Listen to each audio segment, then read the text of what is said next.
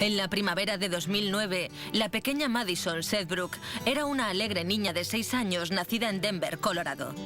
Esperaba ansiosa terminar la guardería y su primera actuación de ballet. Ella es nuestro pequeño trocito de sol que nos ilumina y que siempre muestra su lado más dulce. Su dolencia empezó con los síntomas ordinarios de una gripe. No tenía nada de energía y me dijo, cógeme. La tuve en brazos durante 6 horas meciéndola. Por la noche, la salud de Madison empeoró. Le apareció una fiebre aguda y rechazaba toda comida y agua. Los constantes vómitos y diarrea iban a peor. Además, tenía un color verdoso muy feo. Después, Cindy Sedbrook descubrió un nuevo y aterrador síntoma. Había sangre en su taburete, era una mezcla de mucus y sangre y fue cuando nos dimos cuenta de que era algo serio. Los Sedbrook salieron corriendo hacia urgencias con su hija. Los médicos le realizaron diversas pruebas con el fin de diagnosticarle su enfermedad. Lo que encontraron era como una aterradora pesadilla para sus padres. Nos dijeron que padecía insuficiencia renal. No me podía creer que fuese a morir. Cuando te dicen que tu hija puede morir, es lo peor que alguien puede decirte.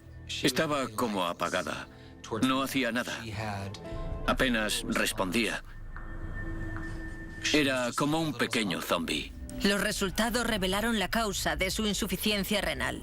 Es una devastadora y en ocasiones letal bacteria llamada E. coli 0157.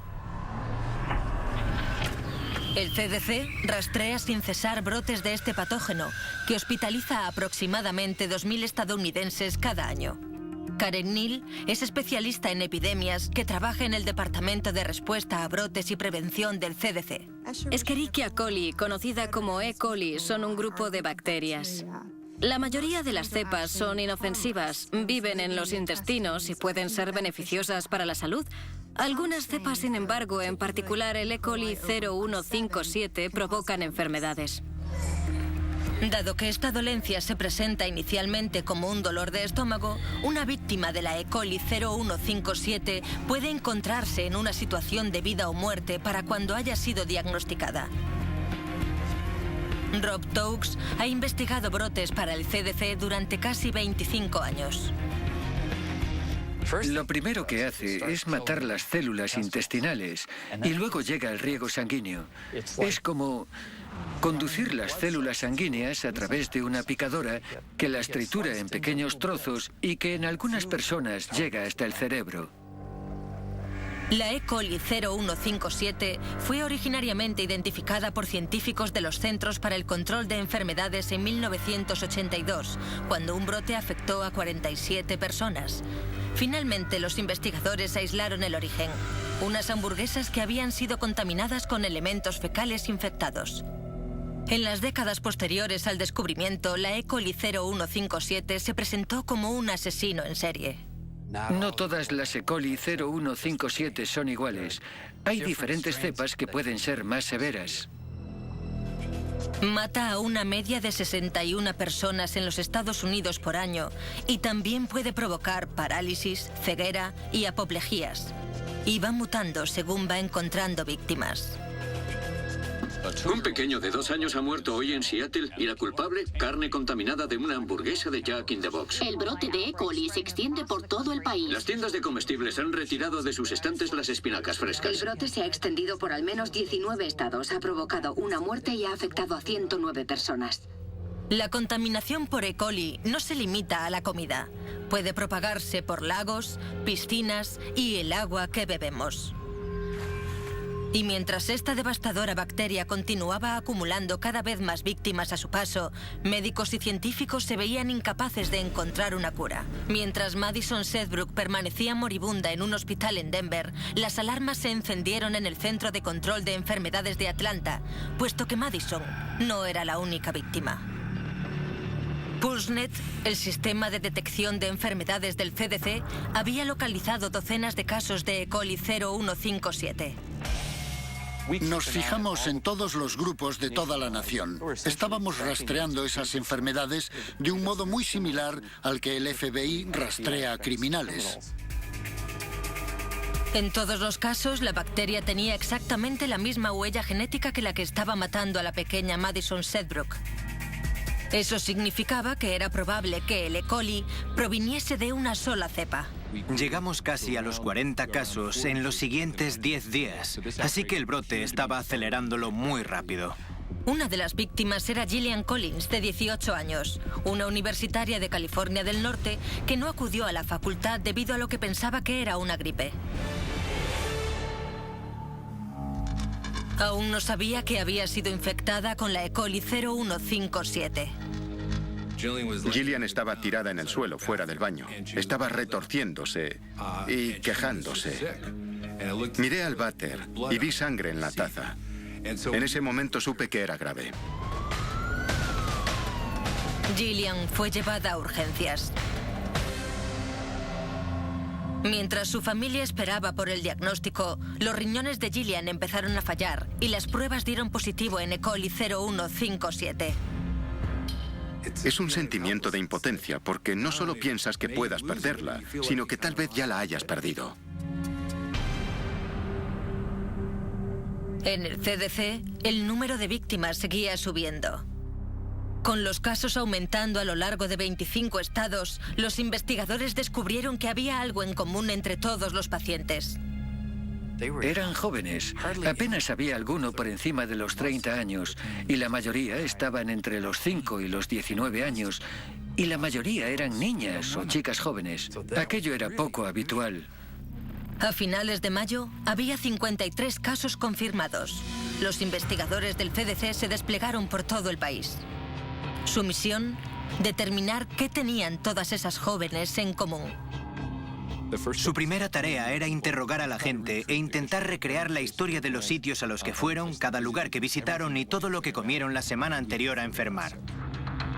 Con el número de casos creciendo, los investigadores sabían que el origen seguía ahí fuera, extendiéndose a más velocidad de la deseada.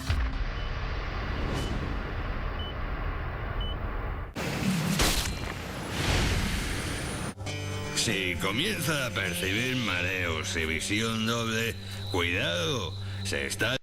Y el CDC está investigando un brote de E. coli 0157 que afecta a jóvenes de menos de 20 años.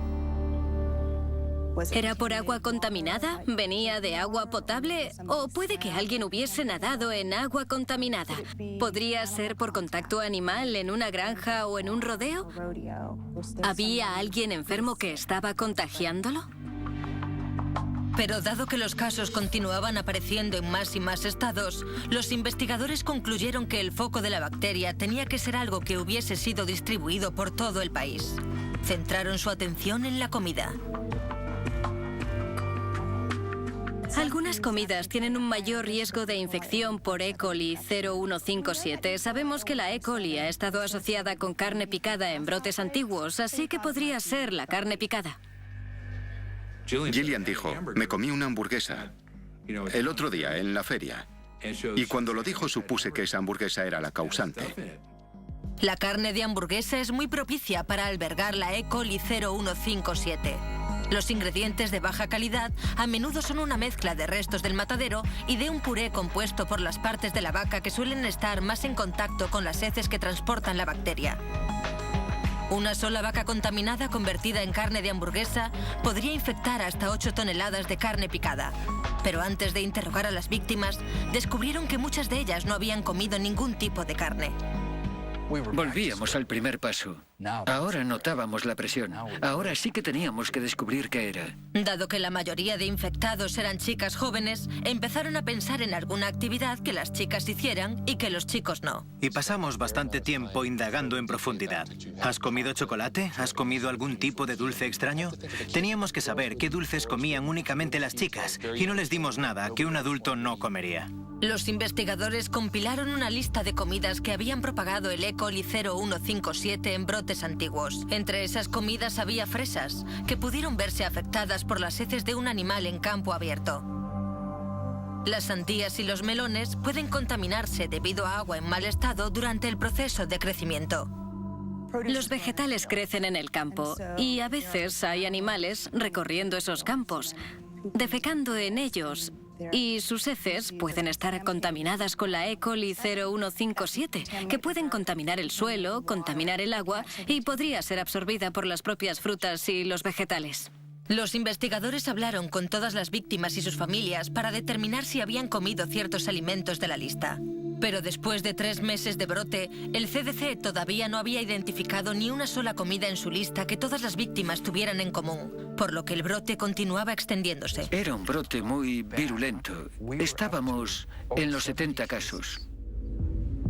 El hecho de que el número de casos siguiera aumentando les daba una pista importante.